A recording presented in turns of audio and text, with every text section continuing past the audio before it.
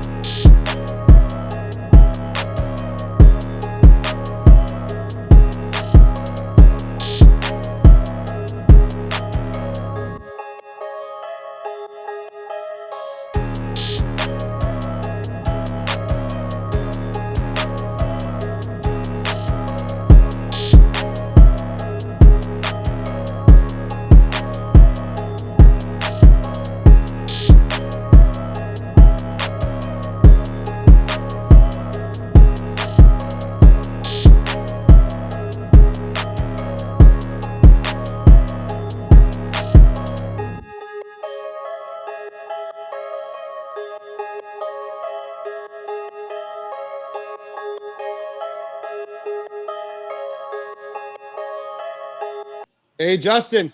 Hey, what's going on, guys? Hey. Thank you very much for taking the time for us today. We really appreciate it. Hey, no worries, man. What's going on? Not much. Big Mike here, and that's Ryan Hayes. What's up, Mike? Ryan Hayes, boys. Are you guys? You guys are in Vancouver right now. Is there snow on ground or what? No, not yet. The Americans just think that's how it goes. It's just in Vancouver we get 1 or 2 days of snow a year. Really? Oh shit! I'm from Michigan. Right by Ontario, and we're flooded with snow right now in Michigan. Oh yeah, yeah. The East Coast gets hit really hard with the snow, and honestly, BC gets a lot as well. But the Vancouver portion, it's kind of not. It's the warmest part of all of Canada. Sure. Yeah, we get 320 rain days though. Yeah. God, at least it doesn't get cold and turn to sleet, so you're lucky for that. Yeah, we're literally a 2-hour drive from Seattle, so it's the same rainy weather as Seattle. Yeah, been there, fished there a lot, man. It's a good time. It is a good time in Seattle. I grew up in Michigan. What was life like there? Man, I grew up on a 40-acre horse ranch. My family still lives there. It's where I call home, man. I live in Vegas, but Michigan's my home, dude. I graduated from Richmond High School in 2007. Then I went to Olivet College, which is on the west side of the state in Michigan. Graduated in December of 2011 and moved to Vegas as soon as I graduated, and the rest is history. Did you play any other sports growing up? Yeah, growing up, I played every sport possible. It's from a youth, I played baseball all the way up to high school. I played soccer. I ran track. I played football. I wrestled. In college, I wrestled and played 1 season of football and realized that I was just way too small and way too slow. But I still gave an A for effort, finished my wrestling career, and transitioned to MMA. What's the nickname and where did it come from?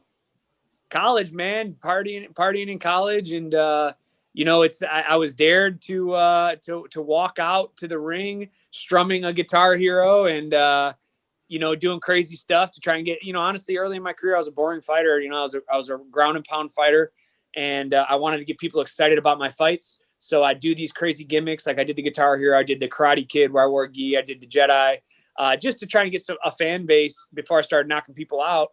And, when I had my UFC debut, they announced, I haven't been referred to as the Guitar Hero since about 2011. And so when Bruce Buffer announced me as the Guitar Hero, I was really caught off guard, but the Guitar Hero is here to stay. Hey, it worked. You fucking knocked him out. So That's what I'm saying. Shit. How did you get into fighting in the first place? Honestly, so when there was a little gym in my hometown called Steel City. There's a guy named Andy McLaughlin. He knew my high school wrestling credential background. I had a very, very successful high school career. I went to the state finals my senior year. I was 57-0. I wrestled against other UFC athlete, Drakkar Klose, and I lost to him by, I believe it was like one stalling point.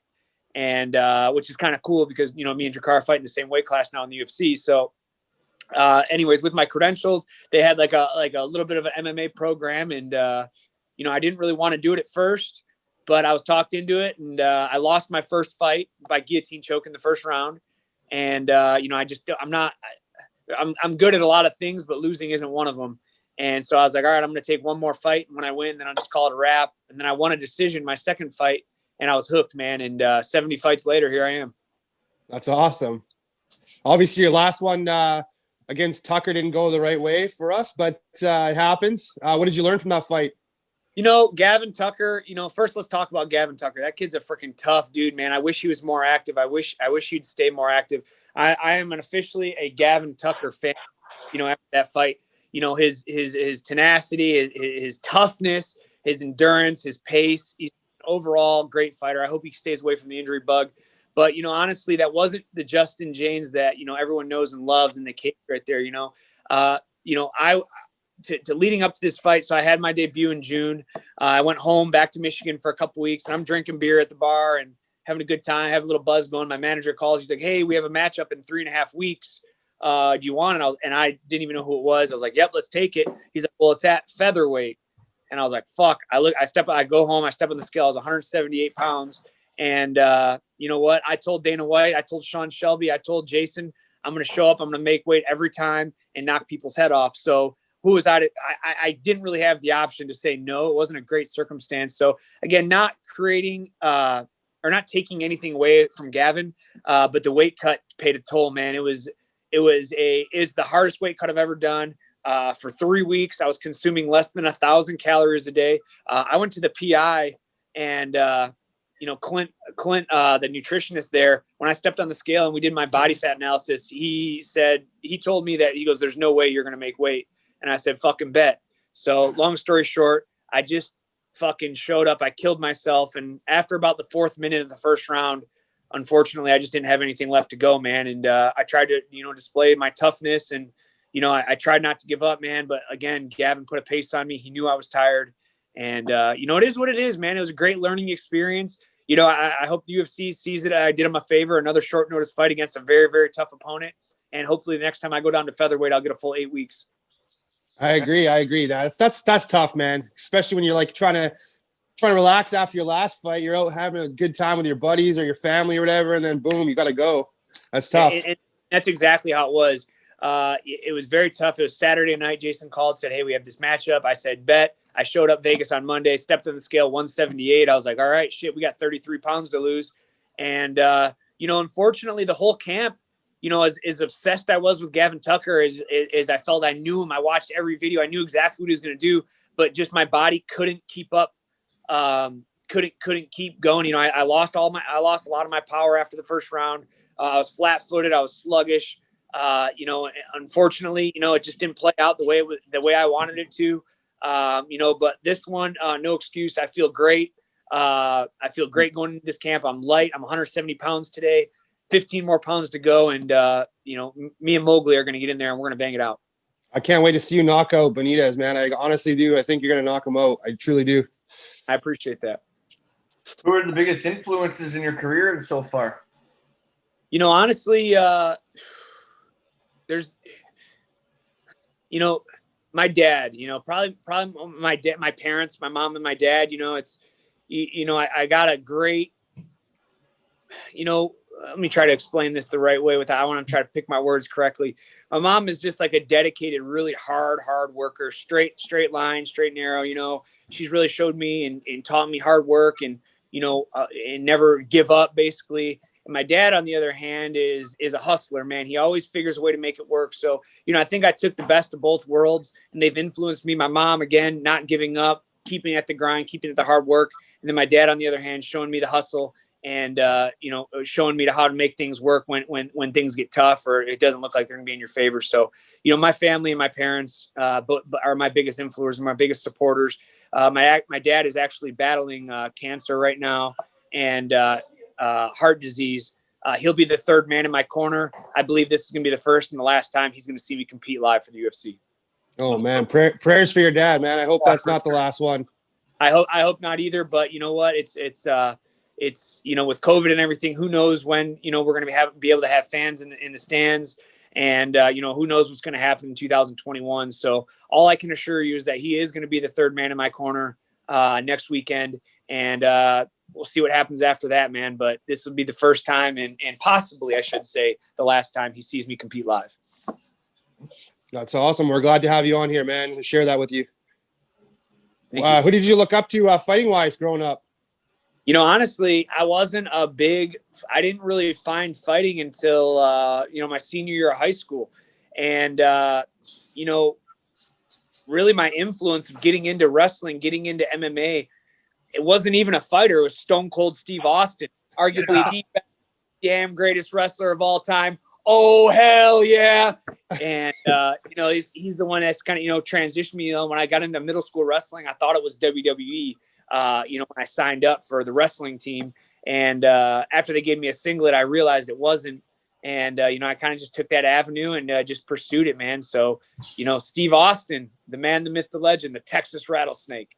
Good choice. Good choice. We love our wrestling. Yeah, we're big fans of wrestling, or I am anyway, so I know all that stuff. We actually have Kurt Angle coming on. We actually have Kurt Angle coming on next month. Oh, no way. That is so awesome, man. That's fucking awesome. The Olympic champion wins the Olympics with a broken neck. Yeah. Talk inspiration from amateur wrestling. That just displays how tough that motherfucker is. I don't know him personally. I've met some great wrestlers before, but Kurt Angle is one of the greatest of all time, in my opinion. Yeah, that's for sure. What's your favorite strike and submission to use in any fight? The one that knocks him out, one that chokes him out. Honestly, I really don't have a favorite. I try to, I like to think of my style as Mike Tyson style, going to walk guys down and throw big shots. I'd have to say probably left hook. I'd have to say is probably my favorite punch. It's like when I hit somebody with the left hook, especially on the jaw, it's like, it feels like I hit, like a home run in baseball. It's just that clean crack. That southpaw, boom. and when they fall down, that's my favorite part of fighting is when I hit somebody and they fall down. So what's up, Amir? So, do you need something? I was gonna pay for something. What do you need? I don't work here. I'm not working here. I'm just doing an interview. I think Taylor's right outside the door though. Hey, Amir Sadala here, everybody. Come on, UFC vet. Hey, how's it going, bud? Tell him to pop in. There he is. Yeah, this is about customer service. They're teaching me how to run the gym back here. All right. Appreciate you. Good. Tell him we want him on one day. Tell him we want him on one day. Yeah, they want to do a podcast one day. I'll send you the link. All right. Who gave you the biggest push to become a pro? I think it was just my mentality, man. Honestly, it's in 2007, before I had my first amateur fight, I was on the porch of my house in Michigan. I called my dad and I told him I wanted to become a professional MMA fighter. And he hesitated for a second. He didn't say anything. And then he goes, okay, let's do it. And, it was just in the deck of cards for me, man. It's, to pursue this career. Eventually I had to turn pro. I had almost 50 amateur fights. And, in 2013, behind Extreme Couture, I was, I turned professional. I won like 3 or 4 fights in a row, then lost kind of a bullshit decision in Hawaii. And, here we are now, man. So, I'm in 5 going into this contest and hoping to make it 17-5 after this next weekend. You definitely made the right decision. Yeah, absolutely. I always wondered if moving out to Vegas was the right move, but all the cards played out perfect, and everything worked out to my favor. I guess you get a little bit less fishing and hunting out there, though. Believe it or not, I get more. So, okay. Yeah, so hunting and fishing are obviously, I don't know if it's obvious, but they are my passions, and I like to say that I fight so I can hunt and fish, but hunting and fishing out in Nevada is very, very good. Mule deer hunting out here. I shot a 200-inch mule deer last year. They have elk hunting out here. I shot a cow elk last year. I'm about to go shoot another one after my fight. Actually, is my tag. I just hunted a ram. I did a ram hunt. Was it last weekend? Coyote hunting is out here crazy. The fishing isn't as great as Michigan. Nothing compares to freshwater Great Lake fishing. Of course. But I do some spear fishing out here, and I have a good time with it. Okay. What's your favorite movie? Forrest Gump. Hey, that's 2 in a row. That's 2 in a row. We just had on Rob Font, and he said the exact same thing. Dude, it's an incredible. I'm a big Tom Hanks fan, and I don't know what about Forrest Gump makes it my favorite movie. Just something about I think again it goes back to going through difficult times. And see you later, man. Bye. Oh, give me knuckles. Go on. Thank you. See you later. I think it just goes back to the grass is always greener on the other side, I guess. And, some people always have it a little bit tougher, but, just managing and, pulling through in the end is really my motivation. Forrest Gump obviously has done that a couple times. And not to mention, I believe, I was ate some edibles a couple months ago. I broke down why Jenny is the ultimate villain of every movie. She's the worst villain in every movie. Like, I have a list on my phone of the top 10 reasons why Jenny is the worst villain of any movie ever made. That's awesome. Who do you think wins the Tyson-Roy Jones fight tonight? Well, let me correct you. There is no winner now. It's exhibition, but I think Mike Tyson knocks him out. I think Tyson will knock him out within 3, but if it goes past 3, I think he's going to gas. Roy Jones has been active until 2017. Tyson hasn't been active since 2004. I think that is going to play a factor. But with that being said, a little ring rust, they're in their 50s, man. Their gas tank can't be great. The rules they have for the fight are fucking stupid. It's not even boxing. It's more of a patty cake. But knowing Mike Tyson and his style he's going to try and knock Roy Jones out. Oh, absolutely. I don't know how he's going to do it, man, after smoking so much dope and then all of a sudden you're training for a big fight. Like, that's tough. Yeah, and that is a factor as well. It's like I said, I think Tyson knocks him out within 3, or if it goes past 3, Jones is going to get him. Who's your toughest opponent thus far in your career? Gavin Tucker, for sure. Okay. He's so dynamic. He's so elusive. He's in and out. I'm telling you what, after, I'm not getting ahead of myself because I have arguably the most seasoned fighter in front of me. This is 10th or 11th fight in the UFC. So, I don't want to get ahead of myself and say, oh yeah, I'm going to beat this guy, easily because I'm not. This is as fight of night written all over it. But after, if everything goes as planned, I'm going to get by him. I'd like to get by get a 2-3 fight win streak. And I want another crack at Gavin Tucker on the main card. And, like I said, I racked 2-3 wins in a row. Gavin, he's fighting, I believe in December at some time or January. He gets another two wins. And we're going to be back at square one. I'm going to ask the UFC for a full camp, and I want to knock Gavin Tucker out. Fucking rights. I'd love to see that. What's your entering ring music, or what's your go-to music? My entering ring music is always the same. It's always Florida Georgia Line, People Back Home. It's just a song that really gets me hype and makes me think about all the people that have been behind me all the years. This has been a long time, man. I had my amateur debut in 2007. I get to the UFC 13 years later. Better late than never, I guess. So when this music comes on, the whole song is just basically about this band that moved away from, everything that they're familiar with, their family, their friends, where they went to high school. And it's basically them thanking. Oh, sorry. Someone just gave me a phone call. It's basically just them thanking, everybody that's supported them through the years to get to where they are now. And I translated over to MMA pretty good. I'm a big Florida Georgia Line fan. I've seen them twice live. So. Oh, really? Is it? I've never seen them live. Are they great or what? Yeah, it was awesome live. But then again, I know all their old songs. So. Hell yeah, dude. Yeah, I'm a big Florida Georgia Line fan. That's probably my favorite song. It's definitely my walkout always.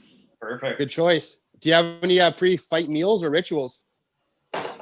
Man, not really. I like sushi, man. After I weigh in, I want to go hard on some sushi, and and actually I got away from that my last fight against Gavin as well, and I fucked up. It's another mistake I made that I consciously made is I was so dedicated to cutting weight for those 3 weeks and consuming less than 1,000 calories a day to get my weight down and weight in check, that after I weighed in, I splurged, man. I went and got a fucking pizza. I went and got meatballs. When I stepped in the ring with Gavin, I was 175 pounds. And I do believe that played a role into my fatigue. After I weigh in, next week, I plan to be 165 to 170, and that's fighting at lightweight. To weigh in at 145 and to gain 30 pounds literally overnight, I just don't think my body was ready for it, and it all led to my demise. So I'm going to try and stay away from the pizza this time, and I'm going to get some good sushi and try and stay light. If there was one dream fight with anybody, who would it be? Ooh, this is I just got asked this the other day, and the first person that pops in my mind is Clay Guida. And the best part about that matchup is it's realistic. It could happen in the future. And I did request to fight him for this next fight. Unfortunately, he has 100 fights in the UFC, and they're not just going to give a guy that has 2 fights. But hopefully I get a little momentum going behind this, and I'm going to keep tweeting his name and keep yelling his name. And, just like the Candy Man, if you keep saying his name, eventually he's going to come. And I'm hoping that, after I knock Benitez out, UFC will take a look on it and they'll bless me with a match with a fucking legend. And this isn't a personal thing. I'm a huge Clay Guida fan, and I couldn't imagine the feeling I'd have looking across the ring, looking at the Carpenter, and me being like, oh shit, here we go. Let's have some fun. Oh, That's yeah. right. That would be a great fucking tilt. I'd love to see that. He's definitely a legend as well. What would be your dream venue to fight in? T-Mobile, I'd say. T-Mobile or Ford Field. I don't know if they're going to go back to Michigan anytime soon, but anywhere in Michigan would be incredible. Just to have my family, my friends there to support, or T-Mobile Arena when it's packed. There's T-Mobile Arena. Is that the old Little Caesars Arena? No, T-Mobile's in Las Vegas. Oh. I believe the next UFC in Detroit will probably be at the Little Caesars Arena, which I've been there once, and it is incredible state-of-the-art facility. 3 of my favorite fighters, obviously, GSP, John Jones, and BJ Penn. Have you ever had the chance to work with them or meet them? I've met BJ in passing. I met John in passing. I've never met GSP. I do believe that GSP is the greatest fighter of all time, of all weight. John Jones is up there as well. But yes, John was very soft-spoken the time I met him. I mean, it was only for maybe 30 seconds, in a high and by situation. I was leaving the gym when he was walking in. And then BJ was the same thing when I fought in Hawaii. I went there in a high and by situation, but both of them seem very humble and very cool. Okay. That's cool. Do you have a personal highlight? Oh man, the highlight, the number one moment of my life is knocking out Frank Camacho. If I could add, that's the number one greatest moment of my life. Nothing even compares to it. Okay. Yeah, I remember seeing your face after that fight, and the fucking your smile. You could just see go miles, man. That was a huge win for you. Yes, sir. Yeah, it was a long time coming, man. I visualized that moment for years and years, man. And, for it all to play out the way it did, through all the hardship and all the injuries and all the bullshit and the politics to get through to have that opportunity and display what I did. What I did is, even now when I watch the video, it doesn't feel real. It doesn't feel real to me. It's hard to believe that that's me because I've dreamed of this moment so much and so long. And, I was able to pull it off in spectacular fashion as well. How do you celebrate after a big win? Honestly, I just like to get, hang out with the people close to me, my friends and family. When I'm fighting back in Michigan, I just want to see my family and spend time with my son. And, after I beat Frank, I just went back to the hotel and, had a couple beers and hung out with my son. I think I went to a bar for like an hour, but I was so tired that I just went back, played some video games with my son, and, had the people that, I love that are close with me. And we kind of just hung out and, just enjoyed the moment. That's always the best way to celebrate. Yes, sir. What's your favorite piece of memorabilia you got so far? Probably the gloves that I knocked Frank Camacho out with, man. It's after my fight, I flew back to Michigan and I gave them to my dad. I cut my hand wraps off, and they're in a trophy case right now and will be forever. So that's there. A lot of people have offered me a lot of money. I shouldn't say a lot, but they've offered me some money for those gloves. And, those gloves to me are worth $1 million. If someone offered if someone offered me $1 million, I think I'd part with them. But it wouldn't be easy, to say the least. Of course not. It's priceless for you. Absolutely, it's priceless. It's, like I said, the greatest moment of my life, hands down. And the only thing I didn't like about the moment is it happened way too fast. And in the video, I have this big emotional surge, and I have a cut on my face, and as I'm bleeding, and I'm just like kind of look around, trying to realize what happened. The doctor's coming up to me, and he's trying. It's like, leave me the fuck alone. Like, let me do it for 30 seconds, you fucking idiot. Like, I'm not hurt, obviously, just a little blood. And, I that's the only thing. And, that doctor gave me a hard time at the pre-fight weigh-ins as well. Like, I'm a goofball, I like to mess around and joke around. Like, he's examining me pre-fight, and he grabs my arm, and I'm like, ow, like, nothing. And he's like, whoa, what's wrong? I'm just fucking with you. He's like, don't do that again, because I can hold you out from fighting tomorrow. And I'm like, what? I'm just fucking with you. Like, wow. And it was the same doctor that came into the ring that's, kind of like disrupted my mojo there for 5 seconds. And that's if I could take one thing and get it out, I wish that guy wouldn't have come in there. I understand he's doing his job and he's checking to make sure I'm okay, but give me 30 seconds to enjoy the moment. I agree. I definitely agree with that one. Hey, Justin, I want to wish you best of luck against Benitez next weekend. And you're a beauty, and we thank you very much for coming on here and talking to us. We really appreciate it. We'd love to have you on again, too. Thank you so much, guys. And if you guys want to chop it up after, just shoot me a message, and we'll be good to go.